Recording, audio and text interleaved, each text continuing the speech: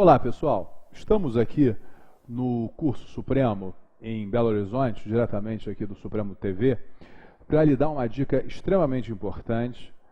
É uma matéria que envolve execução penal e diz respeito à súmula 520 do Superior Tribunal de Justiça. A súmula 520 do Superior Tribunal de Justiça nos diz o seguinte: o benefício de saída temporária no âmbito da execução penal é ato jurisdicional insuscetível de delegação à autoridade administrativa do estabelecimento prisional. O que isso versa, né? Qual é essa hipótese exatamente? Pois bem, saída temporária está delineada nos artigos 122 a 124 da LEP. E a saída temporária tem por escopo garantir a visita periódica ao lar, garantir também a participação do apenado em atividades que concorram para a sua reinserção social, destacadamente o trabalho, condenados que estejam no regime semiaberto.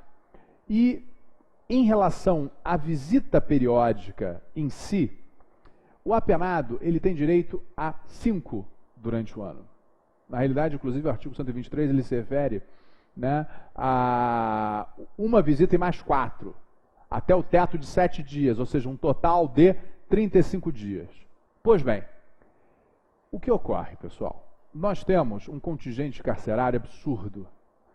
Isso, inclusive, foi objeto de recente julgamento pelo Pleno do Supremo Tribunal Federal, numa arguição de descumprimento de preceito fundamental, que teve a relatoria do ministro Marco Aurélio, que foi ajuizada pelo partido PSOL, inclusive uma inicial maravilhosamente bem construída pelo professor Daniel Sarmento, da Universidade do Estado do Rio de Janeiro, onde se reconheceu, inclusive o Supremo foi unânime nesse aspecto, o estado, né, de coisas inconstitucional, que se refere à nossa população carcerária, incluindo a necessidade também de se reduzir esse contingente carcerário.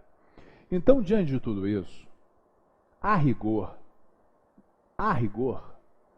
como são 5 saídas temporárias, teto de 7 dias, a rigor, o que os juízes fazem? Defere o benefício. Mas defere o benefício logo para o ano inteiro, ou seja, defiro as 5 saídas. Se o diretor do estabelecimento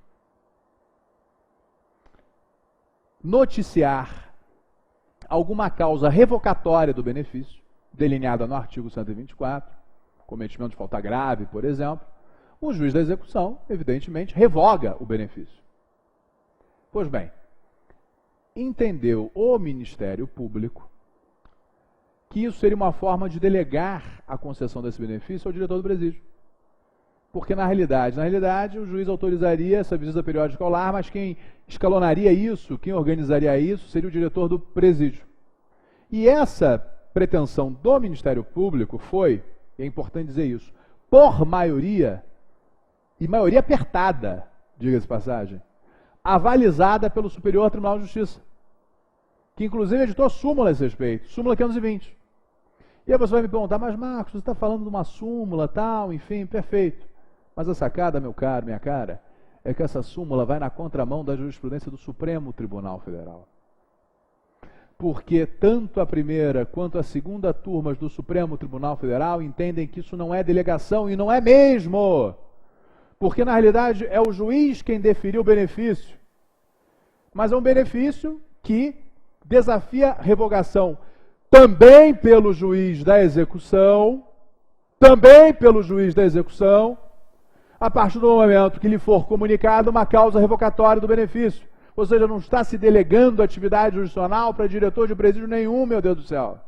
Ao contrário, isso é uma forma de garantir que o apenado faça jus a um benefício que a LEP lhe reserva. Gente, vamos jogar as regras do jogo. O apenado cometeu o crime, perfeito, foi processado, julgado, condenado, está cumprindo pena por isso, maravilha. Nós impusemos a ele o devido processo legal no momento de condená-lo. Nós não podemos negar-lhe o devido processo legal no momento da execução da pena. Isso é um dos grandes malefícios. Porque aí cria na pessoa uma coisa chamada revolta. Simples assim. Ah, Marcos, mas tem muitos que saem e não voltam. Como há muitos que saem e voltam. Infelizmente é isso. A gente não pode mudar um sistema porque o índice de evasão seria de 20%, por exemplo.